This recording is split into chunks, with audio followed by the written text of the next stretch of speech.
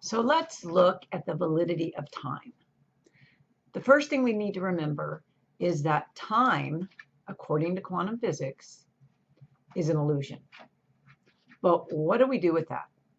Here in our three-dimensional world, in our physical reality, where we're at right now, like when we can knock on our desk and we're here, time is real.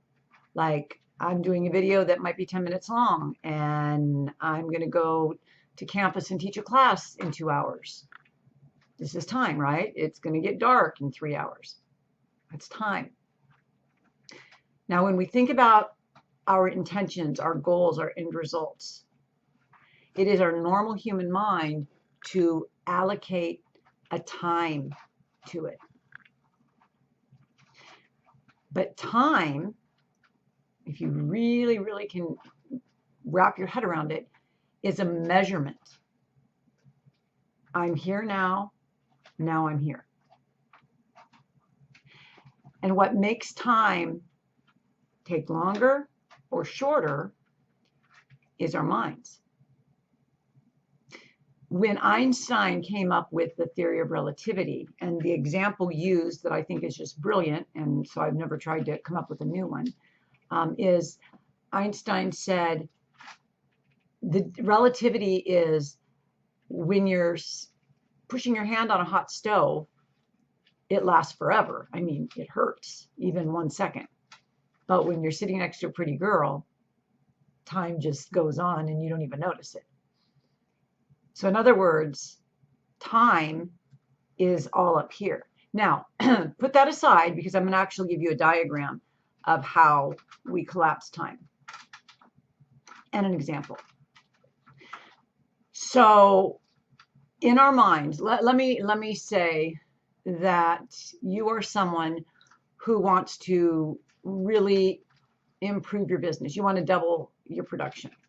Let's say you're in sales and you want to double your production. And you get out your calendar and you get out your day timer or your online apps and all the stuff. And you're like, okay, if I sell this many of this and then this and then this, then in 6 months, I can feasibly double my efforts, my income based on my efforts. And that's because, and I have dealt with this and I still do. I mean, we all do. We all do. Some people are faster and more blessed. But just understand, we all have what I call a quantum ceiling, meaning that's as high as we think we can go until we go higher. And so we have to always do the inner work, you guys. The inner work does not go away. So if I wanted to double my productivity, my production, my outcome, my money, I would come up with all these ideas, and then I would apply it to time. Because in my mind, it's going to take that long to do that. So that's the first roadblock right there, is that I've set up the roadblock saying it's going to take that long. So that's the first thing. But the second thing, which is way more common in my experience in years of coaching, and that is that we have this belief that we can't get there faster. And remember, I'm not about changing beliefs. I'm about moving through them, moving beyond them. But let me use this as an example. If at a time in your life you were afraid, you did something and it caused a negative reaction, your body and your brain said, oh, that's not safe. That's not good. Let's not do that anymore. And then you say, as an adult now, this is when you were younger, and as an adult, you say, okay, I'm going to double my income this year. If that part of you is triggered in any way, whether it's visibility issues, whether it's whatever you think consciously or unconsciously that you have to do to double it, your body and your brain are going to say, oh, we don't want that wound triggered. Let's just avoid that whole thing, not do that. And what it will literally do is block the opportunities for you to collapse time. So let's look at collapsing time in a diagram here. Let's do that. So let's say here you are being all cute and little, and I don't don't know why you have 7-foot arms, but there you are. And you want to get to this side of the mountain. You want to get over here. This over here, that's double production.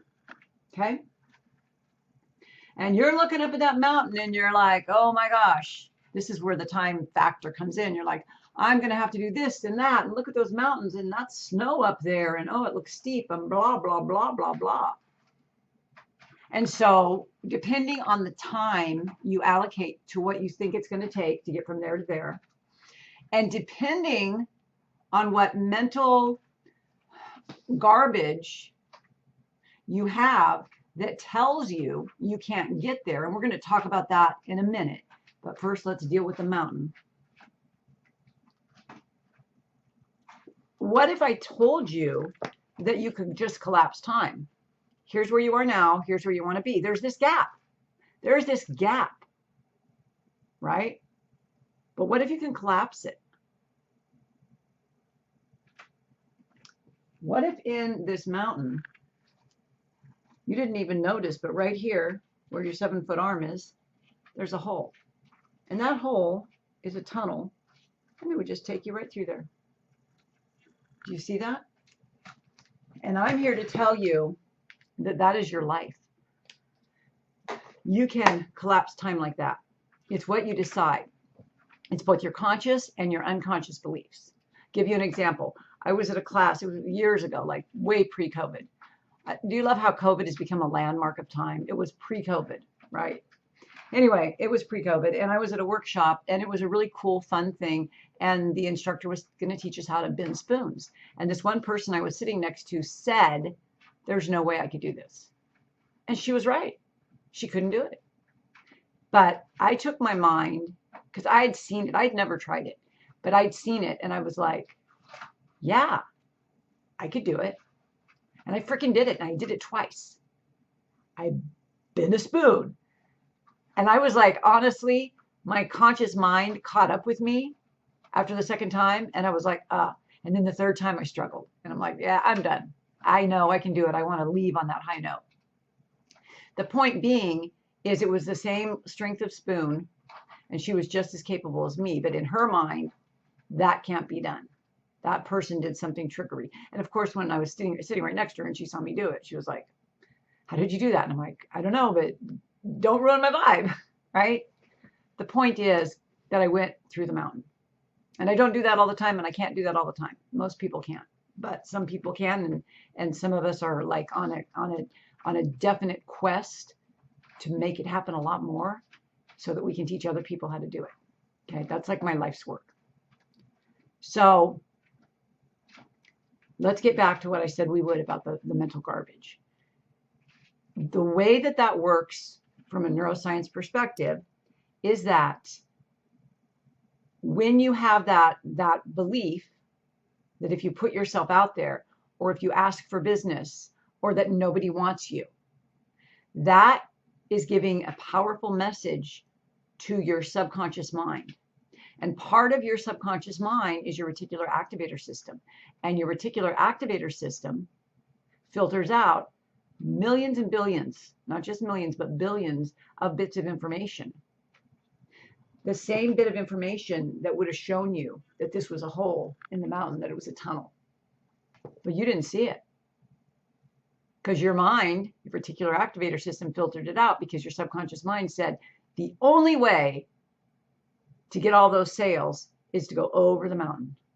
There is no collapsing time when you do that. So when we want to collapse time, it takes a few different elements. The first is the idea that you have to be open to it being automatic. You have to understand, at least on a conscious level, you have to understand that time is not linear. I know it's big, it's a big ask, but it's not linear. Time is collapsible. We can move through time. The military uses it in remote viewing. We leave our body and we go somewhere in the Soviet Union or wherever we're going, Afghanistan, and we see where, troops are hiding. The military's been using this for decades. Okay, time it's not local and it's not linear. So you've got to get your head around that, Because if you don't get your head around that, it's going to be really hard to jump timelines and to quantum leap. So that's the first thing. The second thing is you have to be willing. You don't have to change your beliefs, but you have to be willing to be open to them. You have to be willing to acknowledge that that tunnel in that mountain has been here all along. And now you're instructing your subconscious mind to find it. You're saying to your reticular activator system, your subconscious mind, find that tunnel, baby. I want to jump timelines. I want to collapse time. I want to make it happen. Okay, that's the second one. The third one, and you know, a lot of people who I have seen firsthand jump timelines don't even know they're doing it because they're doing the third thing. The third thing. And that is maintaining the high frequency, keeping their frequency up there. They have a high frequency. They expect to find the tunnel. They're looking for the tunnel consciously. Those unconscious monsters pop up and say, there's no tunnel. They're like, yeah, there's got to be. It's got to be around here somewhere. So when you put all these together with the practices I teach, which is meta creation, reduced brain waves, elevated emotions, that's how you jump timelines. You know, I'm giving you the mechanics here and the science and all of that, but that's how you do it. You don't even need to pay anyone to do it.